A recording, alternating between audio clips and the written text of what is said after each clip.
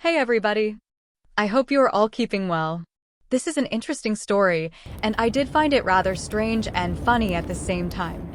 I am almost sure that everyone here knows brother Shay Shay and Monique. Monique is a great actress and comedian. I will leave it to Shay to introduce her even better to the world. The conversation is great. I am giving you here just a snippet of what's to come. So, relax and enjoy the conversation. Yes, you heard me. This is not an interview, but a conversation between two great people. The rest of us sit down and enjoy and laugh whenever Monique throws in a joke. Tyler and Oprah Winfrey are mentioned several times. I am sure you know why. They are partial producers of the movie Precious. I am refraining to say much because I do not want to spoil it for you, if you get my drift. This is Hollywood in its finest. All attention, money, and glamour rarely makes the stars happy. They go through some emotional roller coaster. The ego trip is really just a self-delusion. Other things are sex exploitation.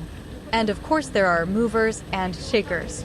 Then there are those who are so ever ready to manipulate and control the ignorant and struggling to climb on the ladder faster. I am getting carried away here as thoughts are rushing flooding my head. Let Monique tell you all. It's curious, it's entertaining, and quite revealing too. This is Hollywood at its finest. Yours to enjoy. Let's go to Brother Shay's introduction. Shay, and the young lady that's stopping by for conversation and a drink today is one of the best loved comedians. She's one of the most decorated actors. She won an Oscar, a Golden Globe. She's a British Academy Film Theatre and Arts Award. She's a Scripps Howard Guild winner, NAACP Image Award winner. She's been nominated for a Primetime Emmy and a Grammy. She's a talented host, executive producer, writer, and an author, a versatile entertainer, a famed Hollywood star, a powerful name in the industry, a veteran stand-up comedian, a mother, a wife, a legend, the one, the only, Monique. Wow. Wow. No one does that better, baby. Thank you. Do it again. Say all that again, baby. Hello, welcome to another episode of Club Shay Shay. I am your host, Shay Come on now, Shay. put them damn cards down and read all of that again. Oh, brother, thank you. Thank We you. stopped by. I want to toast you for your amazing, amazing career. Not only in front of the camera, but behind the camera and your stand-up career. Monique, thanks for stopping by today. Thank you for having me, brother Shay Shay. Thank you. Better drink some water after that one. Okay. Oh, yes, indeed. Let me just say this before we start. Yeah. This right here, Yeah. I'm going to talk right to the sisters. One sip, and get you right there. Now I'm back to you, Shay. I'm back to you, baby. That's enough for me, baby. But, oh, sisters, if you're trying to make up with your man, if you're trying to get pregnant, this right here is Shannon Sharp. One sip, take care of all your woes. Ooh, baby, that thing right there. Okay. Monique, when you hear everything that I read on the card, what goes through your mind when you hear that? What goes through my mind when I hear you read that? I'm humbled by that. I'm grateful for that. I've been allowed to share a gift, because that's what it is. But when you start reading that, there's a part that says, who is he talking about? And there's another part that says, I'm grateful that I was able to put that work in to achieve those things, but all with humility. You said we were talking off camera. You said, I want to get something. There's something I want to share with you, and I need to get it off my chest early. Because that's why I'm looking at you now. That's why I'm going into that. Because I told you we could not talk till I dealt with you. Okay, now listen. Okay. So let me say this to you. The day I watched Skip Bayless lose himself with you, and that's what he did. He lost himself. And when I watched Skip Bayless say to you, put them goddamn glasses back on, boy. Now, I know he didn't say goddamn and boy, but that's what everybody heard. And I was waiting for you to snatch his ass across that table, baby, and give it to him. I was like, Shannon, this is the perfect time. I don't condone violence. Right. I don't say be violent. But that day, I was in my feelings for 2 days. Me and my grandbaby could not watch you for 2 days. And my husband had to say, Mama, let's talk about this. Look at Shannon Sharp. He retired in 2004, but he could still get on that field and run touchdowns, tackles, everything. Had he snatched Skip Bayless across that table, he would have died in Shannon's arms that day. Right. So Brother Shay Shay handled that right. Now we can talk. Okay? I just had to get that off of me because I know everybody around the world heard what I heard words, but we heard it in his mind, and we was looking for you to say space and opportunity, Skip. Space and opportunity. That's that B-more coming out of you. You know what? That's your Aunt Mary coming out of me. That's your Aunt Mary coming out of me, baby. I got an aunt named Mary now. Monique, you and her are a spitting image. I remember the very first time I saw you, and my sister and I, we were talking, and my sister looked at me, and I looked at her. I said, she's a spitting image of my Aunt Mary, and you are. You are. Hopefully, we're going to put pictures up when we run this. So, you're from Baltimore. Yes. And I read everything that I read. When you were growing up in Baltimore, what did a young Monique want to be? Just what I'm doing right now, baby. You dreamed of this. Just when I tell you, Shannon, from a little girl, I always wanted to be famous. Okay. Because I saw the Jackson 5. Okay. And I saw people screaming for them and hollering. And I'm like, damn it, I want them to scream and holler for me, but I couldn't sing. Right. But I knew somewhere I was going to be famous. Right. So I prayed to the universe, just let me be famous. I didn't understand what all came with that. Mm-hmm. As a little girl, right. You just see the lights, the glamour, the glitz, and you fall in love with that. So that little girl fell in love with the lights, the glamour, and the glitz. That little girl fell in love with a woman named Oprah Winfrey on a local talk show in Baltimore called People Are Talking. And when I looked at that woman, Shannon, I saw me. I saw a big woman with a big head, big shoulders, and big feet. And I said, if that woman can do that, so can I. So that's what that little girl was thinking about from Baltimore. Are you the type of person that if you see someone do something one time, that means it can't be done again? Because you saw Oprah do it. You say, well, Oprah do it, why can't Monique do it? I think Oprah, when I saw her do it as a little girl, was a push. However, had I not seen Oprah, my dreams would have still been my dreams. Okay. But when you see somebody that's inside of that space, because how many big black women are on TV even now? Correct. So back then, you didn't see any big black women on TV that was doing it. So I think had I not seen her, I would have still wanted to do it. But seeing her, let me say, okay, it's possible. It's right there. Right. What was Monique like as a little girl? What you saying right now, baby? Ain't nothing. So you always... I just got, listen, let me tell you something. A lot of people in this industry don't like me, right? Yeah. They didn't like me as a little girl, Shannon. I'm so used to this shit. People didn't like me because I was going to tell it. I'm going to tell. I'm going to tell on you. So what you're saying right now is the same thing you're getting. They tried to fight my ass in the 12th grade, Shannon. They surrounded me, a group of them. Okay? Wanted to fight on me. Why? Because I told the truth. What'd you tell? I told Andre that was not Lamon's baby. Because come on, bro. Guess what, Lamon? That ain't your place. Let me tell. Wait a minute. Sugar, you gonna calm yourself down? Okay? Do you see Shannon losing himself with me? You better back that up, Shannon. Let me tell you something. Okay. Okay? I'm a person for right. Right. Right? And if you tell me something, and you say, Monique, I've done something to somebody, but don't say nothing. Shannon, I'm going to need you to fix that. Because if you don't fix it, I'm going to have to tell that. Because it's wrong. So when she tells me, this is not his baby, but I'm going to tell him it's his baby, I can't let you do that. That's not right. Wow. So what I stand for is right. And I think where we run into a problem in our community, in our group, we get so caught in, well, that's not your place, but you see wrong happening, right? So when you see wrong happening, what you do? Do you just stand back and say, that ain't my business? Or do you look and say, well, I knew that wasn't his baby. Now the baby 21 years old and he's trying to find his father. What you gonna do?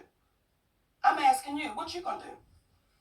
Well, honestly, Monique, if somebody say, well, Shannon, I'm going to tell you something, and I'm going to tell you this in confidentiality, and I don't want to go any further than me, you, and this table. Yes. It stayed with me, him, and the table. Well, let me say this, because I'm going to go back and forth with your ass, okay? I would say, before you tell me, did you hurt somebody? Yeah, okay, yes. Before you tell me, is this something that would make me question your character? Before you tell me, you got to be clear about what you're getting ready to tell me. Because if you're getting ready to tell me something and I know that you've done something wrong, I know that you're wrong, and I not say anything, that's why people are allowed to keep harming people for years to come. See Harvey Weinstein? Yes. Well, there's a lot of people that knew what was happening. But they felt it wasn't their place. It wasn't It wasn't their place. them. Right, until it becomes you.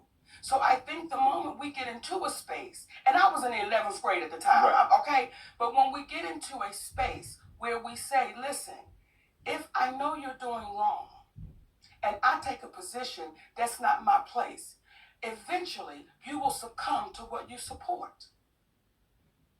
What was your relationship with the young lady that told you this in confidentiality? I'm not going to focus on, I was in 11th grade, now I'm 56. But when she told me, I told her, I'm going to tell.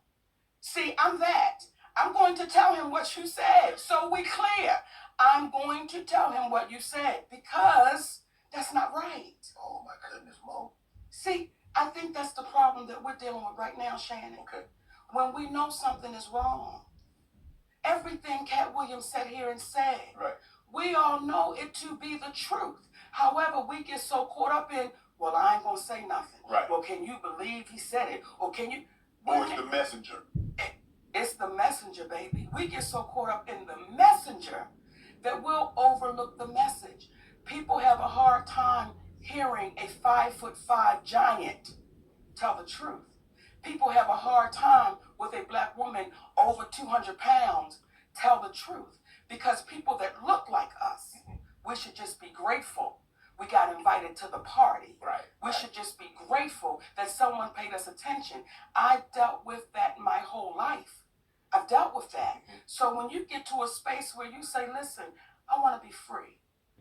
I want to be free. I don't want to walk around intimidated, scared, fearful. What might happen? What they gonna what they gonna say? What they gonna do?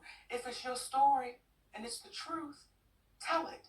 Because what you can do is be in a position to prevent it happening to someone else over and over and over again. So if I go back to the 11th grade with that sister who's no longer with us, rest her with that sister, I would do that again. Because if you tell me something and we know it's wrong, but you're going to pin that on somebody else, is that right? No, it's not right. And what would your Aunt Mary do? Man, Monique, I swear, Monique. You're not answering my question. What would your Aunt Mary do? Well, she gonna tell it because she gonna tell anything anyway. So they probably know not to tell her. But that's why you love Aunt Mary, because Aunt Mary kept it in check. Yeah. Even though you didn't want to tell her, right, she was gonna tell that baby, you know that's not your daddy. Right. We're not gonna play like that. You love Aunt Mary. I do. The uniqueness of your name, M-O hyphen. Most of the time, Monique is a singular. It's not M-O hyphen.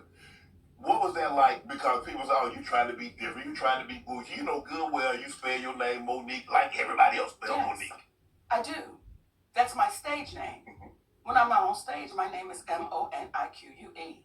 When I'm on stage, it's M-O, the little hyphen, N-I-Q-U-E. That's just entertainment. Did you ever think about changing it to the hyphen? No.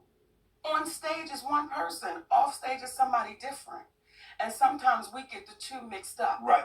On stage, I am an entertainer. Right. Off stage, I'm a wife, I'm a mommy, I'm a friend, I'm a sister, I'm these different people, but I keep that stage on the stage. How much of stage is actually Monique? That's good, Shay Shay. That's good.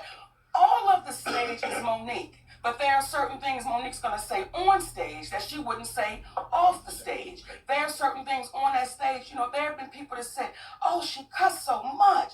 Oh, I'm a performer. I'm an entertainer, and I'm on stage.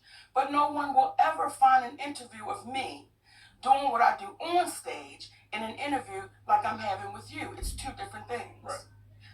What type of student was Monique? I read that you were in, I don't know if this is the correct way, but you were in the class that... The slow one. Yeah. Yes. Yes. Yeah, you had a... Say it, baby, now. I want you to say it. You want me to spell it out. How about this here?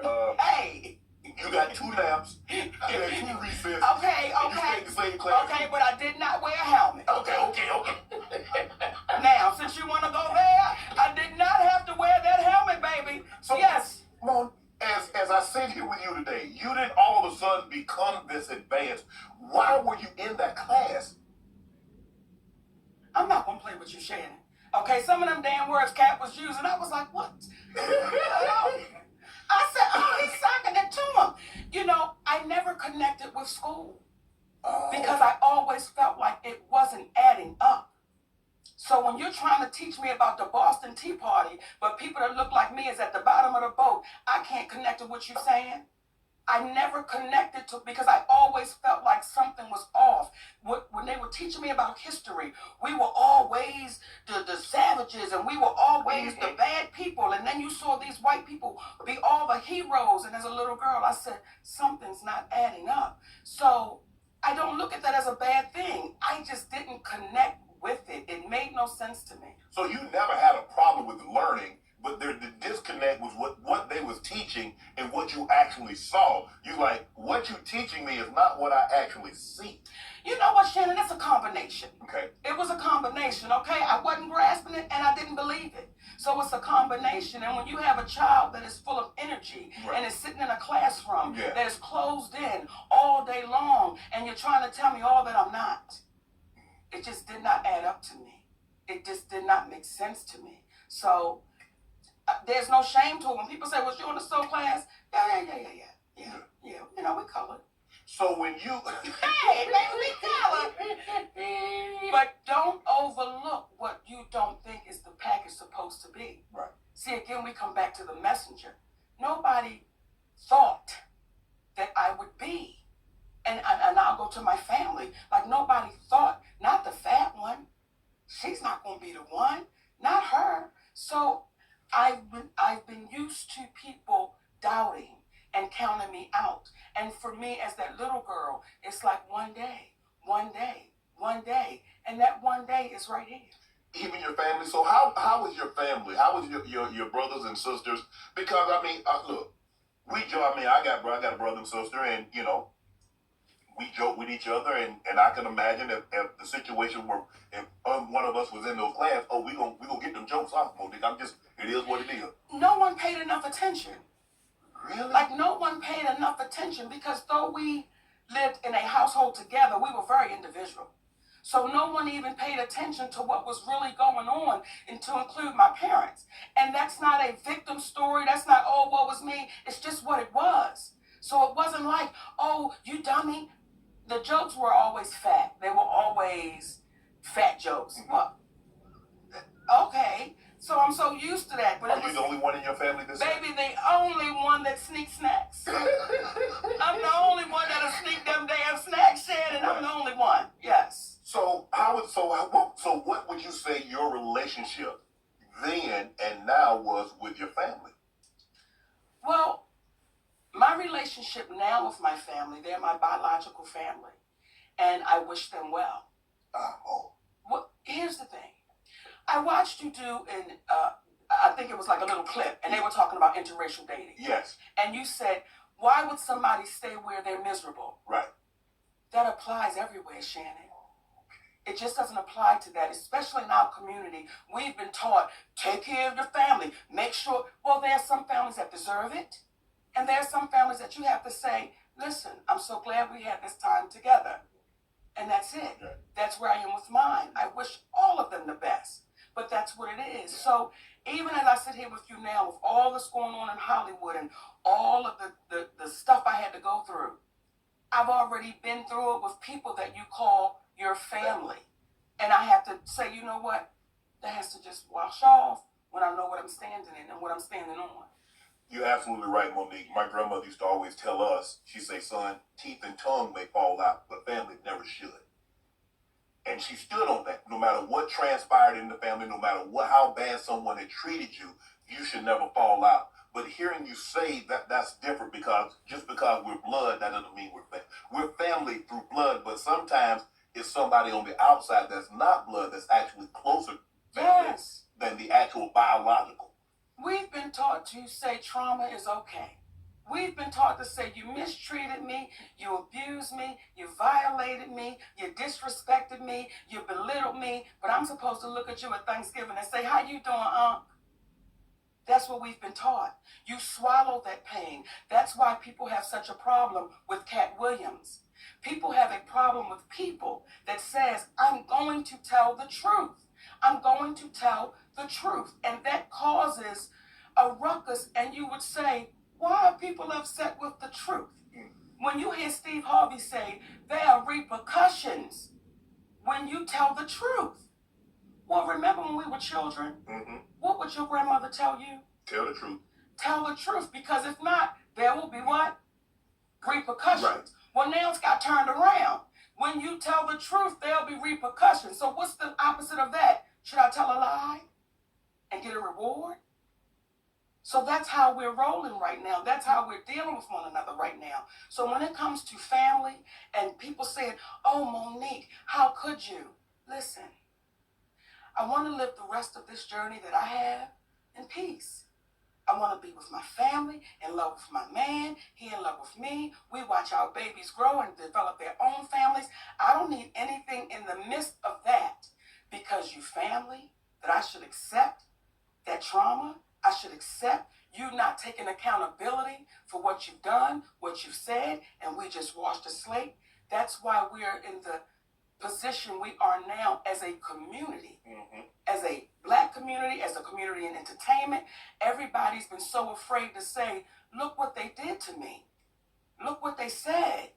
And it's like, oh, well, listen now, we don't want to ruffle no feathers, especially if the messenger doesn't fit what people should think the messenger is supposed to look like. Yeah. And we keep repeating history, Shannon.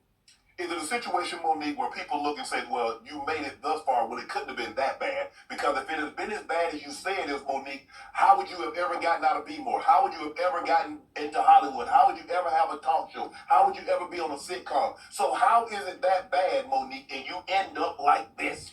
You know when you first got in the NFL? Yes, ma'am. Your eyes were like this. Yes. And it was, oh, I made it. I'm here. Right. And then after you start getting in it, and you started seeing things, and you started feeling things, and now your eyes start getting a little closer, because now you're understanding what the business is. Right. So when you first walk through the door, you're walking through the door saying, come on, baby. Oh, this is all I've ever prayed for. And when my baby Cat Williams sat here and said, no one's ever gone out to LA and got a sitcom like that. I was in LA for 3 months, and here comes a show called The Parkers, and there we go from there. It took off from there. So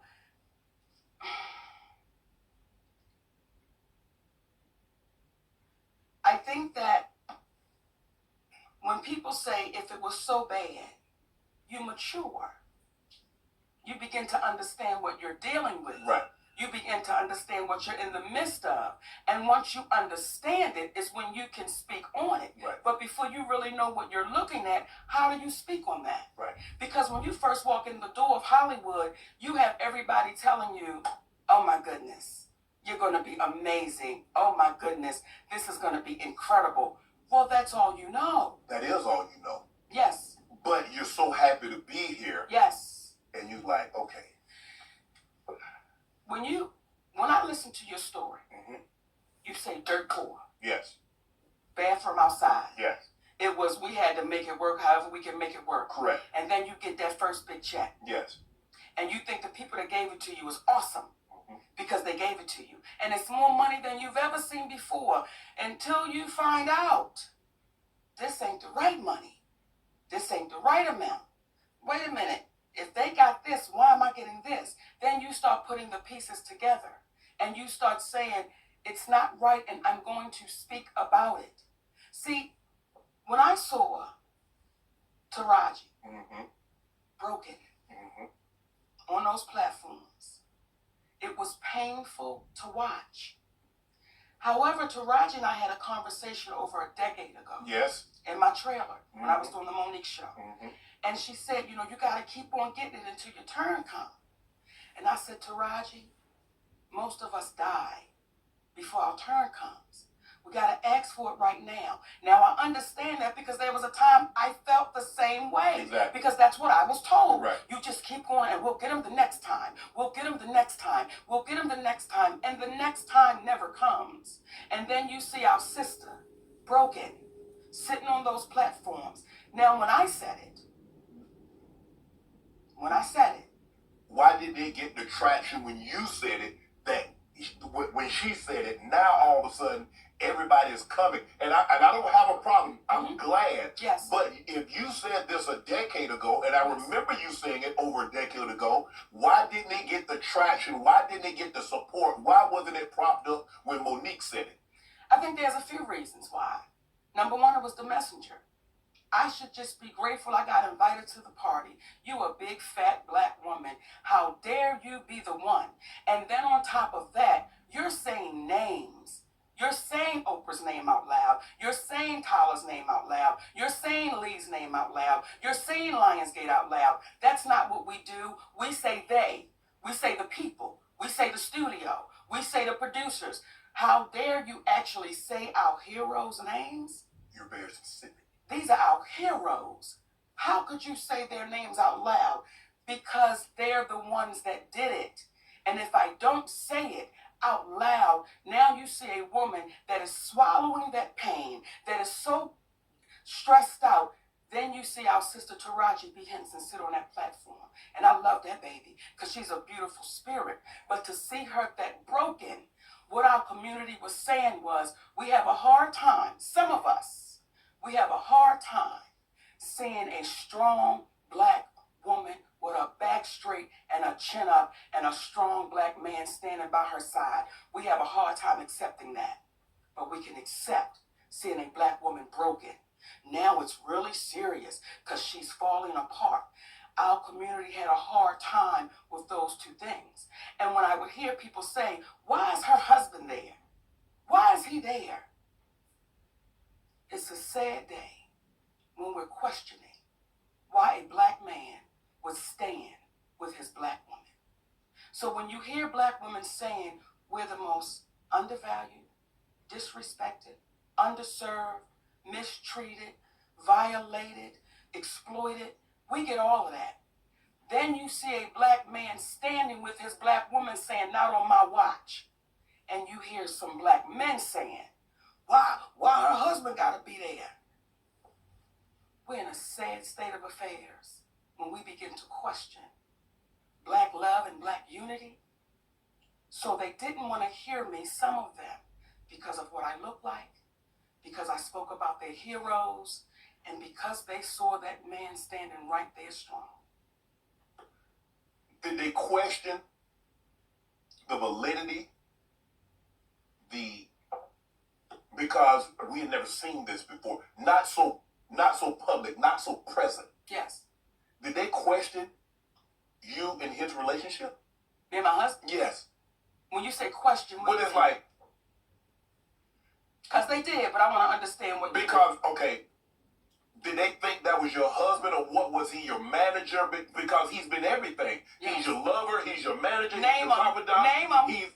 He's the father. Come on, name him. Whatever he's all encompassing. Yes. He's a toolbox with all the tools that Monique needs. All of them. And so when I heard people saying that, why is he there? Why does he have to be in every interview? Why does he have to be in the background? Why can't Monique do that?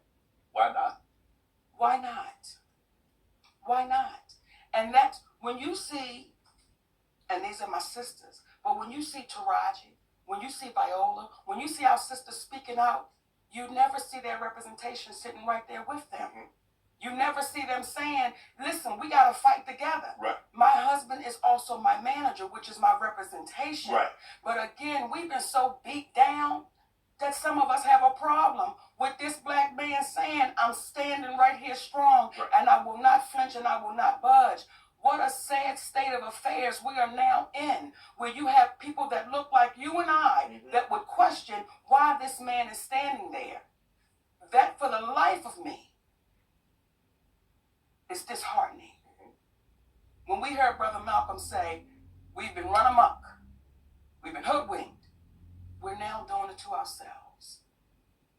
We're now doing it to ourselves. So when you said, Monique, it was different because we had never seen that before. You said their names. Mm-hmm. Let me say this. I'm not the first one. Right. I'm not the first one. But we get washed away in history so easily that we start thinking, oh, this is the first one. This is the first one. Her name is Claudette Colvin. And she's not the first one, but she was before Rosa Parks. Mm-hmm. But because Claudette Colvin did not fit the picture that they thought she should look like. She was dark-skinned and she had coarse hair.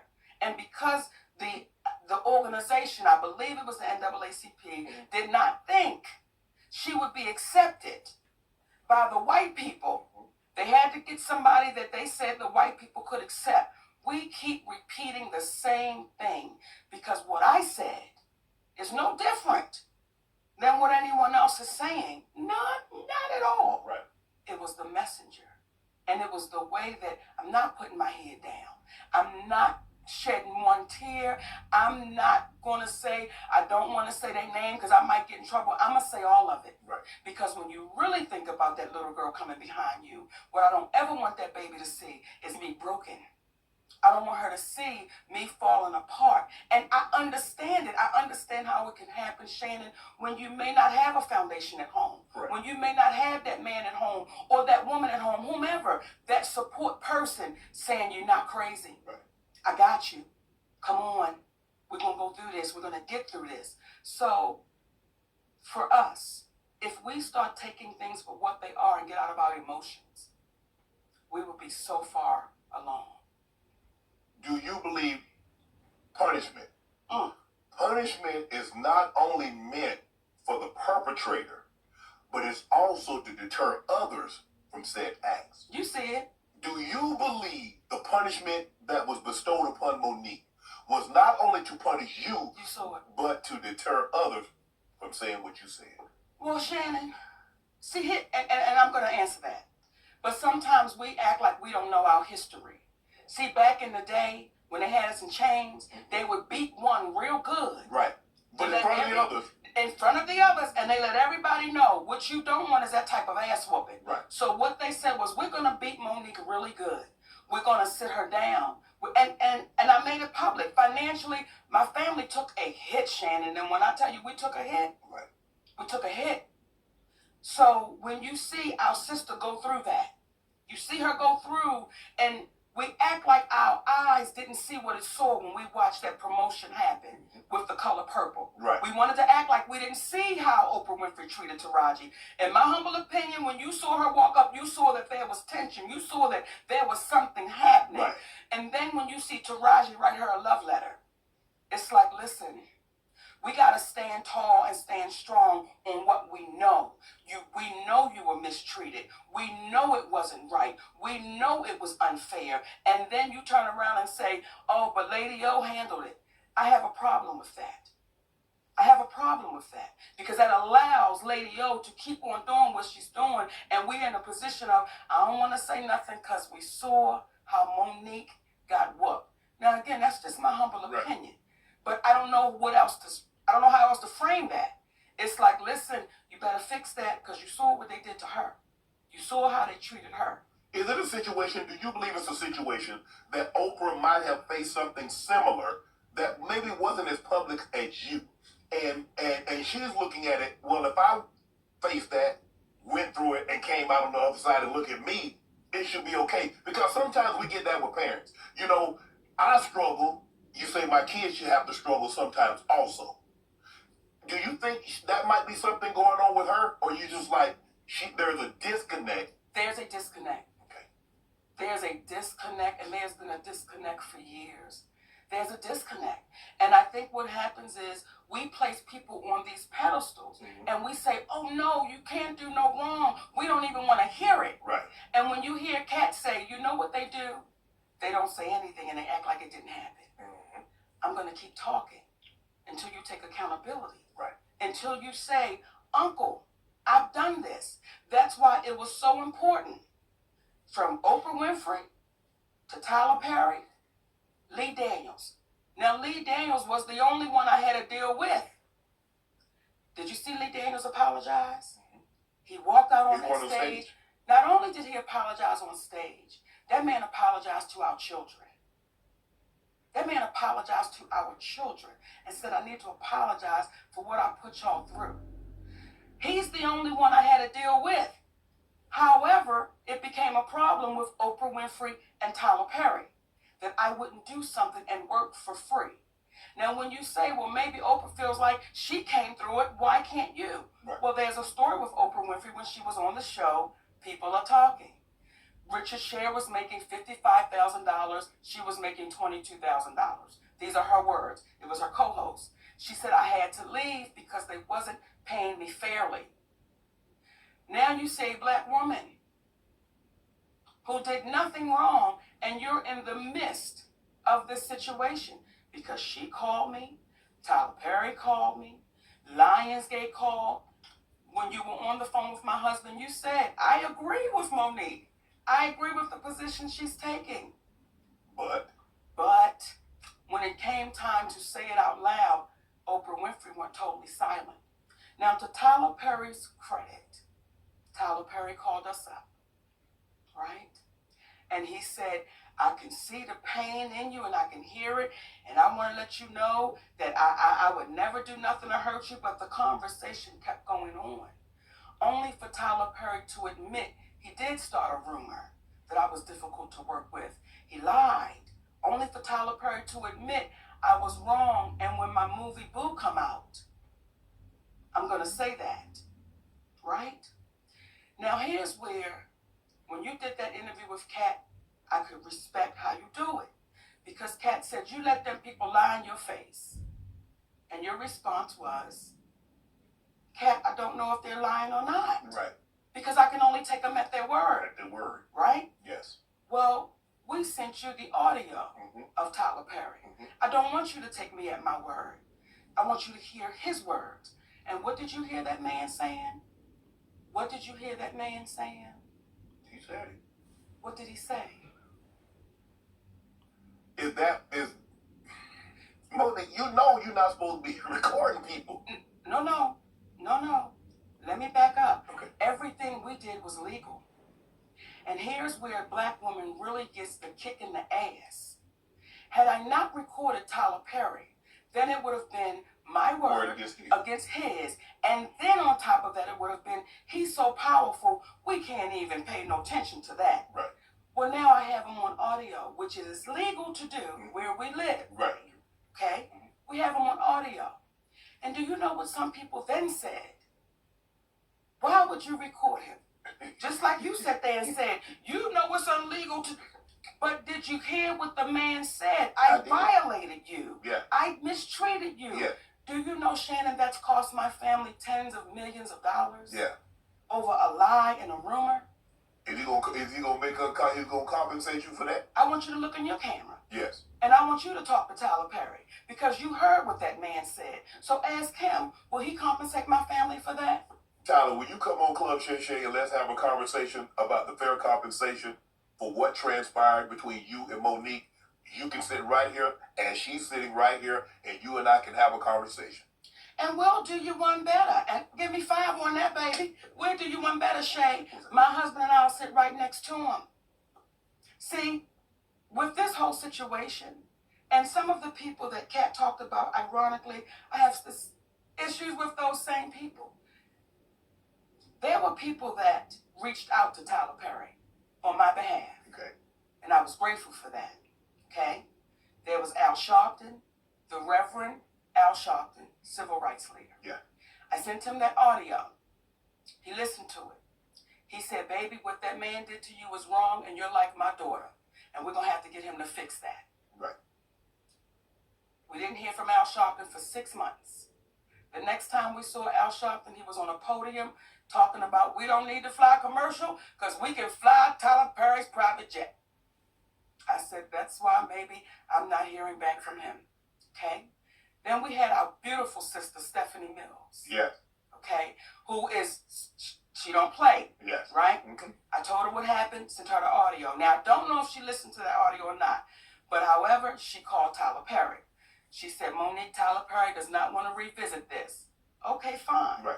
While we're on the phone, Tyler Perry calls her back and says, I will meet with Monique, but not with her husband. Are you ready for this? Yeah. And then Monique has to apologize publicly to say Oprah and I had nothing to do with messing up her career. But that'd be a lie. Look in the goddamn camera. I thought that was a stage, the way you... Look in the camera. Yes. Because you heard it. Yes. Right? Yes. So when you hear what this man is saying. So I said, Stephanie, tell Tyler Perry, never will I meet with him without my husband. And I owe no apology, so I'm not going to give one. That goes away. Kevin Hart. And you know when Cat Williams said gatekeepers? Yeah. Kevin Hart, I do his podcast. Yes. And I want y'all to re-listen to the podcast so you can hear it for yourself. When he first comes on, he says, you're like my mother, you're like my aunt, you're like my sister. Okay? Then we do the podcast. We speak about the Tyler Perry situation. Oprah Winfrey, he said, I don't really know Oprah, but I'm going to reach out to Tyler. Appreciate that. Kevin kept his word. He reached out to Tyler Perry. Kevin Hart called me back about maybe a week or so later. He said, Mo, I talked to Tyler. He said he don't want to revisit it. He said, but I tell you what, let's move past that, Mo. Let's just move past that and let's just do great things. So whatever That's what Kevin said. I want you to hear me, Kevin Hart. Let's move past that, Mo. Let's do some great things together. Don't even worry about it. Whatever y'all want to do, I will partner with you. I'll executive produce with you. You just let me know what you want to do. Now, let me say that before we go any further because I want to make sure I give Kevin Hart his proper credit. When my family was up against the wall, Kevin Hart wrote us a check and said, here you go. We're forever grateful for that. When we were able to give it back, we said, brother, we appreciate you with some interest on top because I don't ever want nobody to think me and my husband. So I want to make sure I put that out there. That brother really helped us out when we needed to be helped out. Then when he came back with, I got you. I didn't ask Kevin Hart to do anything. He said, I'll executive produce. I'll partner with you. I said, good shit, Kevin, because we're in a deal with Endemol. And we're trying to get our talk show back. Mo, whatever it is, I got you. Now, Kevin Hart is one of the biggest entertainers right now in the world, right? And was then. We got off the phone with Kevin Hart. We called Endemol immediately and said, Kevin Hart said, whatever we want to do, he got us. He's going to partner, executive produce. They was like, oh, this is incredible because when you put Kevin Hart's name on it, you already know what it is. Correct. 2 weeks go by. We get a call from Endemol. Endemol says, we just got a call from Kevin Hart's manager, Dave Becky. And Dave Becky said, Kevin doesn't want anything to do with Monique. So whatever she told y'all, he doesn't want to do anything with her, nothing. You know, he doesn't want any kind of relationship with Monique. So what changed between the 2 weeks and plus he gave you a check, you gave the money back, then said he would partner with you, executive produce, whatever you need, Mo, hey, we got you.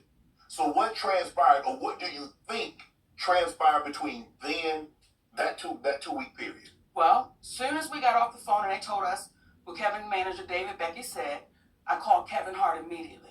I said, hey, baby, we just got off the phone with Endemol, and they said Dave Becky called them up and said, you don't want anything to do with me. He said, Mo, that's a miscommunication. I can tell you right now. I said, wait a minute. Are you okay, though, with this white man calling them up? Getting in between our relationship after something you said. He said, Mo, that's a miscommunication, and we're going to talk Tuesday. Don't worry about it. I'm telling you right now, it's a miscommunication. That was 2 years ago. If you talk to him, I talk to him. I've never talked back to Kevin Hart again. So that's what we're faced with. When you allow somebody to come in between a relationship with a woman that you said, I'm like your mother. You said I'm like these things. I didn't ask you for that. So everything that baby was saying sitting here, everything he was saying was on the up and up. Because when you hear people say, get the anger out your heart. Oh, man, no one's saying he's lying. No one ever said I was lying. It's so easy to discount and devalue because of what we look like. Right. However, when it comes to Tyler Perry, I will not allow you to discount or devalue because that is your voice on that audio. Mm-hmm. Remember on Good Times when Penny's mother was whooping up on her and she had recorded it? Mm-hmm. That's you on tape. So how does it go from you saying you're going to give me an apology to now I owe you an apology? But what do you want an apology for?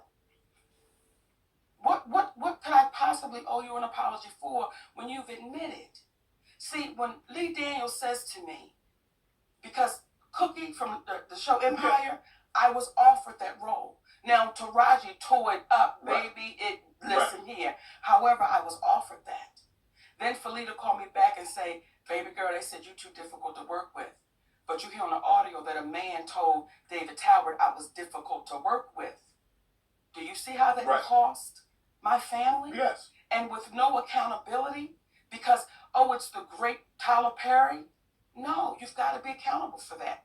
Oprah Winfrey, you've got to be accountable for the things you've done with my family. You've got to be accountable for that. Is there any relationship between you and Tyler and you and Oprah currently? No. No. But I thought there was an apology. I read that I thought I read somewhere that Oprah had issued you an apology and Tyler had issued an apology. That's not correct. No. No. The only person that's given you an apology. You saw it. Is Lee Daniels. That's the only person. So we are in a place where we're too afraid to call them for what it is. We're too afraid to say if it looked like a duck and it quacked like a duck, what is it, Shannon? It's a duck. Right. So again, you see the struggle of the black woman as I'm sitting here talking to you and you say, Mogul, why would you record him? But you heard the man violate me. The first thing wasn't, I can't believe that cat did that to you. It's why would you do it? And we understand it. Right. Because we've been conditioned that way. Because when you had to get somehow, because when you're telling people these are lies, yes. Nobody is believing Monique. So now, even though you have him record his voice, and that's him, and he's saying he made it up, now it's no longer, oh man, I can't believe he lied on Mo. Mo, why'd you record it? So now they put the onus back on you. Where's the win? How do we win? How does a black woman win when you say, here he is right here? And I look to the community and say, how long do we allow us to keep being exploited, used up, taken advantage of, and because we think somebody can give us an opportunity, we just say, shh, I'm not going to say nothing. If we keep operating like that, Shannon, you're going to have a whole lot of us sitting right here in this same seat, almost telling the same story. Why do you think Tyler is afraid to meet with you and your husband? Why does it need to be you one-on-one when he meets with other representatives and their client? What is it about you that he feels it needs to be just you and he? Does he think your husband is some kind of negative influence on you? He thinks the husband is saying things that Monique probably wouldn't say if I just had an opportunity to talk to her one-on-one. What do you think that is? Let me say this. People better be glad my husband is by my side. Because there are people in Hollywood that know wherever you act up is where I show up. People know in Hollywood, baby, Shannon, and I don't say it with a badge of honor, it's just what it is. Well, I've had to say, who you think you talking to? And we sitting there with the president of the studio or my patience level is not going to allow, I've been molested. I've been violated. So the moment I see you trying to do it, we're going to have to address it. My husband is nothing but a gentleman. And you know why people have a problem with my husband? Because he's right to it. There's no we're going to dance around the bush. He's right to it. Right. And people like Tyler Perry, people like Oprah Winfrey, they look at my husband and say, how dare you be so direct? Right. How dare you not put your eyes down when you're talking to me? How dare you do that? My husband is also my manager. Why would he want to exclude my management? It's like, Tyler, you should want my husband to be there. You may want him to be sitting right there so that way we can have a conversation that everyone can be heard. Mm-hmm. But I appreciate you, Shannon, because most people are too afraid. That's heard the tape. They're too afraid to say, no, I heard it, and this is what he said. Mm-hmm. I appreciate T.S. Madison, because T.S. Madison was the first one to say, no, I heard what he said. Mm-hmm. So when folks were trying to jump on her, she not down for the black woman, listen, baby, y'all don't even understand the fights that sister be having when ain't nobody watching for the black woman. Right. So I appreciate you looking in that camera. Right. Well, I mean, look, sometimes there are some black people, some, not all, some, that my grandfather used to say, Mo, is that if you're not careful, you'll become the very thing you despise the most in a person. Now, what do we despise most about Trump supporters, ex-President Trump, is that no matter what he says, no matter what he does, they get him an out. There's some people in our community, no matter what powerful black people say or do in our community, we'll give them an out. And we can't. And we become the very thing we despise the most. What we despise most about ex-President Trump's supporters is that no matter what he does or says, it's okay. Yes. We can't do that. We can't. If somebody's wrong, like you said, Mo, if somebody's wrong, we have to be man or woman enough to say they're wrong, regardless of what comes along with that. They don't know. They don't understand what them saying I'm sorry will mean for them. See, when I read the because that's not for you. And I'm sorry, it's not for the person that you offended. It's for you. Because currently you're in hostage. Your feelings. Because you have to live with that. You gotta live with that. What you've done. So when you see a woman say, me turning 70, I'm so happy because I've never hurt anyone. Stop it. Stop it.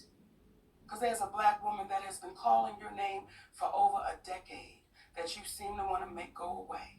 And I know I'm not the only one. Would you sit, if Oprah called Mo today, would you sit down and have a conversation with her? Let me tell you what I'll do if Oprah called me today, Shannon Sharp. We will sit down and have a conversation with Oprah Winfrey. We will sit down and have a conversation with Tyler Perry. We will sit down and have a conversation with the presidents of Lionsgate. We will sit down and have a conversation with anyone that is, I'm going to say, brave enough to sit down and have a conversation. But what happens is within seconds, if Tyler Perry was to sit right here, you would say, man, I heard you. What you trying to tell me about this sister? Within seconds, Oprah Winfrey would know that people would say, hold up. See, when I speak about Oprah Winfrey, and let me be clear, I love that sister because she's our sister. Mm-hmm. She just got to come back across the street. We got the light on. When I speak about Oprah Winfrey, I speak about that woman because she's spoken about me. And when you begin to speak about me privately, I'm going to speak about you publicly. You've been unfair. You've been unjust. And you watched a black woman be thrown under the bus, and you said nothing. And here's what's interesting as well. My husband was saying to me, after I won the Oscar award, right? Mm-hmm. And she had the people come, to talk to the Oscar winners. And I go on the stage and I talk to the Oscar winners. Well, when we go to a commercial, the people in the audience, and I say this humbly, as my husband was telling me, he said, Mama, they wasn't screaming Oprah. They were screaming Monique, right? So much so, I had to say, y'all gonna shut that shit up now. We get ready to go back on the air. We having fun, right? He said, but I watched Oprah. He said, and I watched her almost turn in her seat like they screaming her name. Now, some people will say, oh, Monique, you reaching. Well, let me tell you what then happens.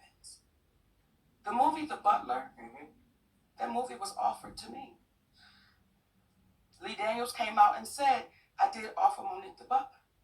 But as he said to me, he said, Mo, at the time I didn't have no power and I didn't have no money. So when Oprah said she wanted it, so who played the lead role in The Butler? Oprah Winfrey. Lee Daniels was getting ready to do a biopic on Richard Pryor, and he offered me the grandmother.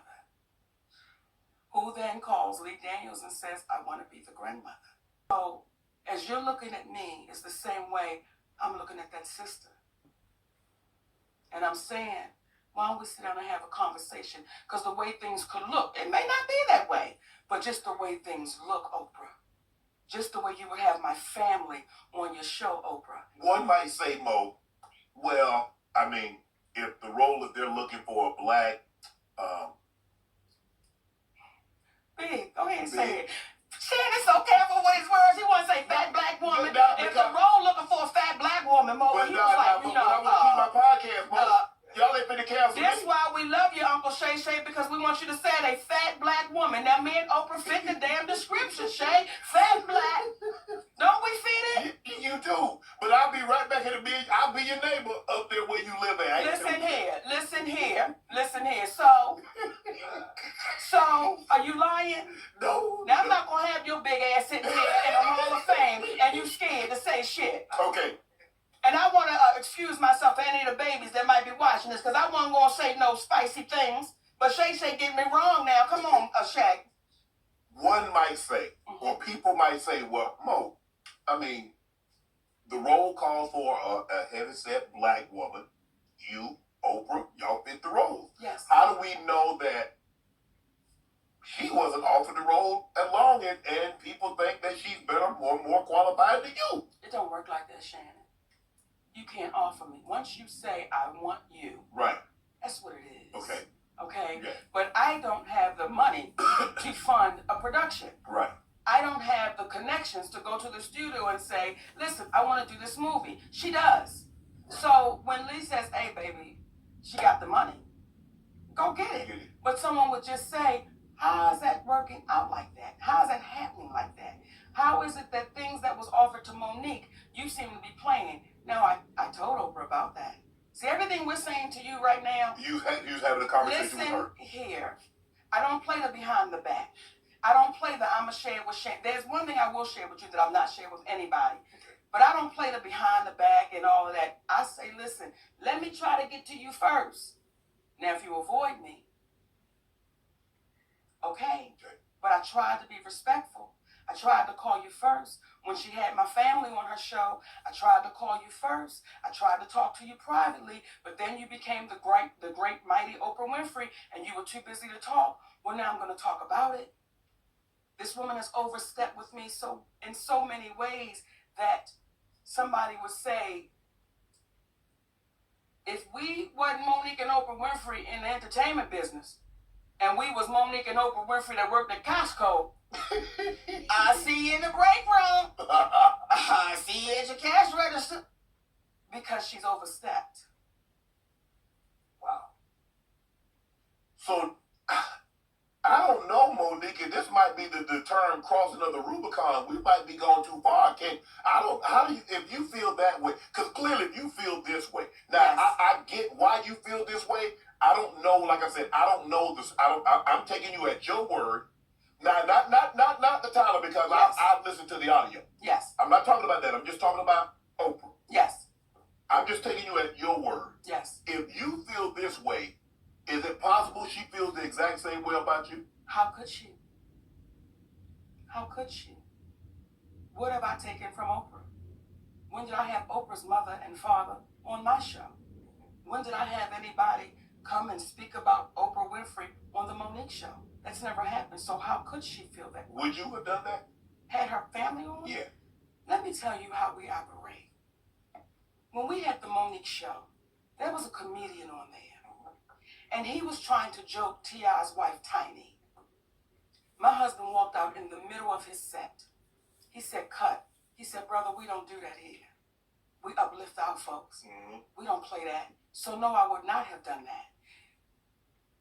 When Oprah Winfrey had my family, and I'll tell y'all, and I'm looking around, baby, because there are people here. Yes. Okay, and I don't want to be rude to the people at Shay Shay's club. You got other people in the club, mm-hmm. right? When Oprah Winfrey called me up, and she said, I got a call from your brother. And this is after I won the Oscar award, mm-hmm. right? And your brother wants to come on the show, and he wants to apologize to you for molesting you. And he wants to tell other people how to look out for a predator. Right. I said, Oprah, I don't want anything to do with that cat. I said, and then she said, well, if you want me to scratch the show, I will scratch it. I said, sis, don't scratch it because he could be a different person. And I don't want to get in the way if that cat is a different person. I just don't want no parts of it. Right. Okay? Mm-hmm. When I hung up that phone, Shannon, I was like, I appreciate that sister. Like, she didn't have to call me. She didn't have to call me and say, I'm going to have your brother. Right. I start seeing commercials with my mother and my father and my other brother who used to be my manager, who knew the fear that I had with the brother that was up on stage, right? We never talked about my mother being there. She never told you that. You know how you feel about your grandparents? Yes, absolutely. You know the honor and how you speak about them? Mm-hmm. Imagine you then seeing your granddaddy and your grandmama on a show, and they're talking about somebody that violated you, and that woman didn't tell you that they were going to be there. How would you feel? I would feel like you felt betrayed. That is exactly how I felt and how I feel. And it's not, oh, I'm in a, no, I understand it. But you betrayed me, sister. And I'm not the only one. Because at the time when she called you, she said it was just your brother. Just my brother. And when my mother was on that show, do you know what I had to deal with, Shannon? What's that? I would be in the store, and I would have elderly women coming up to me, and they would say, your mama ain't shit. Wow. Now, they wasn't lying, Shannon. You said we were talking on camera. You said, I want to get something. There's something I want to share with you, and I need to get it off my chest early. Because that's why I'm looking at you now. Like, why are you going into that? Because I told you we could not talk till I dealt with you. Okay, listen. Okay.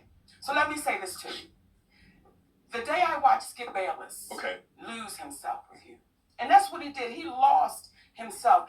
And when I watched Skip Bayless say to you, put them goddamn glasses back on, boy. Now, I know he didn't say goddamn and boy, but that's what everybody heard. And I was waiting for you to snatch his ass across that table, baby, and give it to him. I was like, Shannon, this is the perfect time. I don't condone violence. Right. I don't say be violent. But that day, I was in my feelings for 2 days. Me and my grandbaby could not watch you for 2 days. And my husband had to say, Mama, let's talk about this. Look at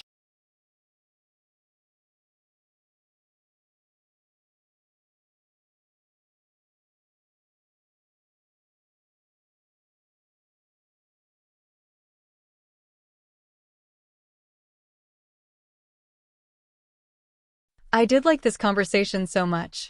Monique is simply full of life, full of energy. Her energy seemed like a person that is about nothing but truth. She's hilarious, and she is an emotional speaker, for better or worse. I like the way she put it. It is all about character. It is not about what you say or what you do or how much money you have. It's the true soul in you. Monique is a solid human for our community. She really feels like a sister, mom, and grandma in one. When they take accountability for what they have done. Strong words right there, a clear message for some of us that need to hear it. Thank you, Monique.